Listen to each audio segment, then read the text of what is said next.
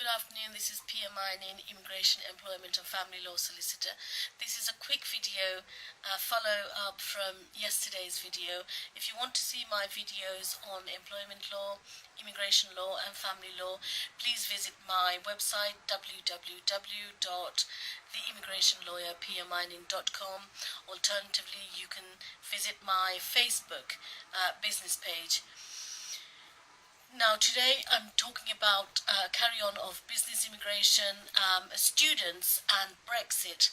So from the onset of the tier system, we can see from 2008 with the introduction of tier 2 a restrictiveness which has been increasing.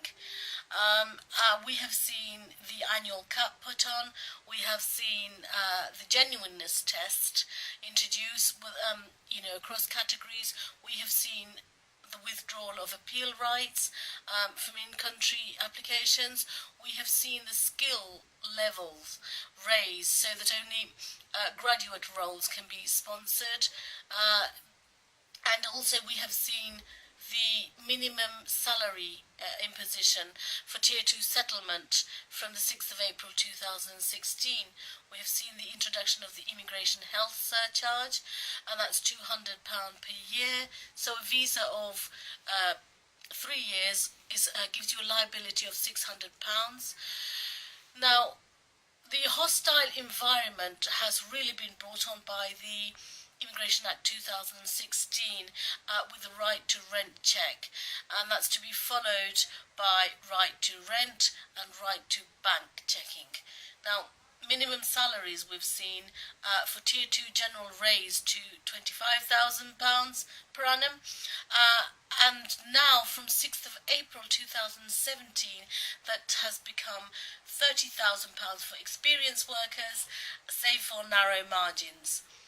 We have seen also the introduction of immigration skills charge for employers, and that's £1,000 per year from the 6th of April 2017. Theresa May, we know, wants to cut down immigration to the tens of thousands, and she's committed to it.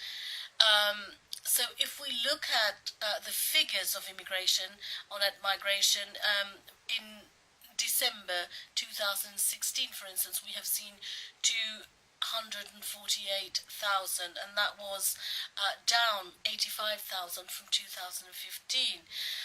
From this figure, 175,000 were non-EEA migrants. So even with Brexit and potentially cut out of EEA migrants, she still needs to cut down another at least 75 to 85,000 to get to the tens of thousands of non-EEA migrants. So how is she going to do this? There's only very few tools left in the business immigration. There is one tool with the Tier 2 migration that when an employer or a sponsor sponsors somebody from abroad, they have to do the resident labour market tests, unless the job is on the occupational shortage list, and also unless they are a student who have graduated in the UK. Now, students affect the net migration number hugely. I mean, students are, on the credit side, they are